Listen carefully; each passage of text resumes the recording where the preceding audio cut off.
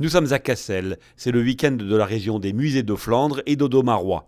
Un week-end organisé par le conseil régional pour découvrir la richesse de nos musées et celle de notre histoire.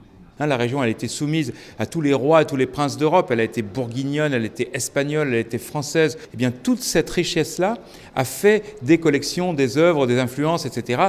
Plus, bien sûr, au XIXe siècle, la révolution industrielle, les richesses immenses de la grande bourgeoisie du Nord. Et cette grande bourgeoisie du Nord, elle est mécène, elle est collectionneuse, etc. Et tout ça fait que dans cette petite région, finalement, il y a une richesse artistique, il y a un nombre de toiles et de musées, etc., qui sont extraordinaires. Et c'est tout ça qu'on essaie de recréer dans ce livre-là.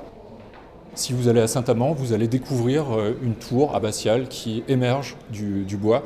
Vous allez monter jusqu'au carillon et entre-temps, vous allez découvrir une vierge renaissante. Vous allez découvrir des peintures d'un artiste local qui s'appelle Lucien Jonas. Voilà, en vous élevant, vous allez apprendre l'art et l'histoire du Nord-Pas-de-Calais.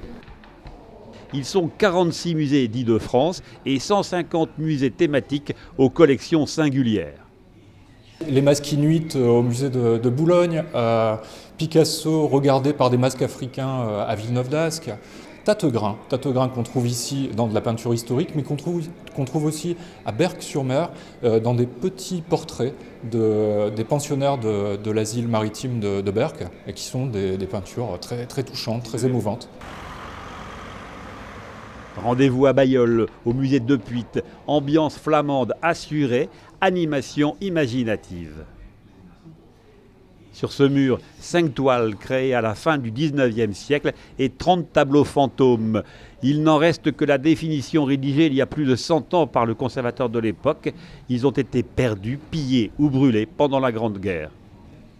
Les descriptions datent de 1881.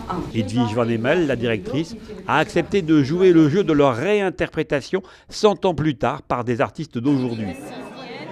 Quand on lit la description au début, on imagine, on a des images qui viennent qui sont littérales. Et donc c'est comment se détacher de justement ce qui est littéral, et c'est ça qui est difficile.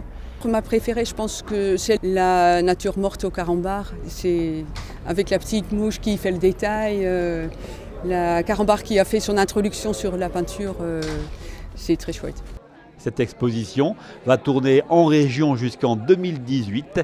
Elle s'enrichira de 6 mois en 6 mois par de nouvelles créations d'artistes contemporains.